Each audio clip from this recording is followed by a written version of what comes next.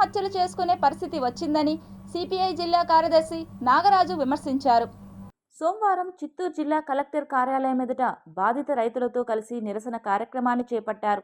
ఈ సందర్భంగా నాగరాజు మాట్లాడుతూ పులిచెర్ల మండలం గాజులపల్లె గ్రామంలో ఎకరాల భూమికి పట్టాదారు పాసు పుస్తకాలు ఉన్నట్లు తెలిపారు.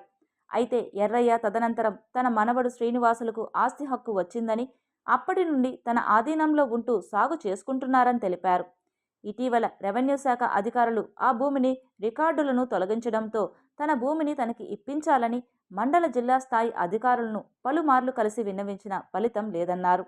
దీంతో సిపిఐ ఆధ్వర్యంలో నిరసన చేపడుతున్నట్లు తెలిపారు. ఈ కార్యక్రమంలో బాధితుడు శ్రీనివాసులు, సిపిఐ నాయకులు కుమారి జమీలా, బి విజయగౌరి తదితరులు పాల్గొన్నారు. సిపిఐ ఆధ్వర్యంలో మేము ఇక్కడ చేరుకున్నాం.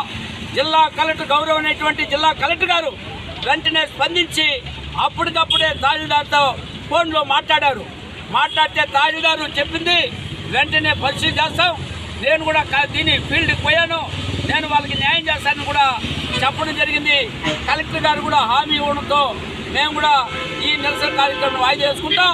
కాబట్టి వెంటనే శ్రీనివాసుకు న్యాయం జరిగేంత వరకు ఈ పోరాటం ఆగదు అనేసి కూడా భారత కమ్యూనిస్ట్ పార్టీగా అంగన్వాడీ వర్కర్లకు నెలకు 28,000 రూపాయల వేతనాన్ని చెల్లించాలని డిమాండ్ చేస్తూ సోమవారం సిఐటియు ఆధ్వర్యంలో అంగన్వాడీ వర్కర్స్ అండ్ హెల్పర్స్ జిల్లా కలెక్టర్ కార్యాలయం ఎదుట ధర్నా నిర్వహించారు.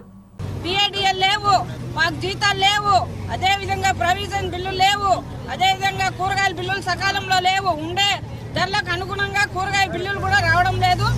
మాకు ఇవన్నీ కూడా సక్రమంగా ఇచ్చి 26,000 జీతాలు ఇచ్చేటప్పుడే మేము యాప్లన్నీ చేస్తాం. అంతవరకు ఒకే యాప్ ఉండాలి, యాప్ ఉండాలి, లేదంటే రిజిస్టర్లు ఉండాలి.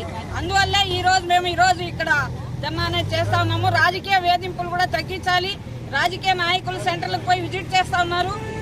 చిన్న జీతాలు తీసుకొని పనిచేసే వాళ్ళ మీద రాజకీయ నాయకుల సులుం ఎక్కువ ఉంది. అవన్నీ కూడా తగ్గించాలని చెప్పేసి ఈరోజు మేము ప్రభుత్వాన్ని పాలస్తీనాపై ఇజ్రాయెల్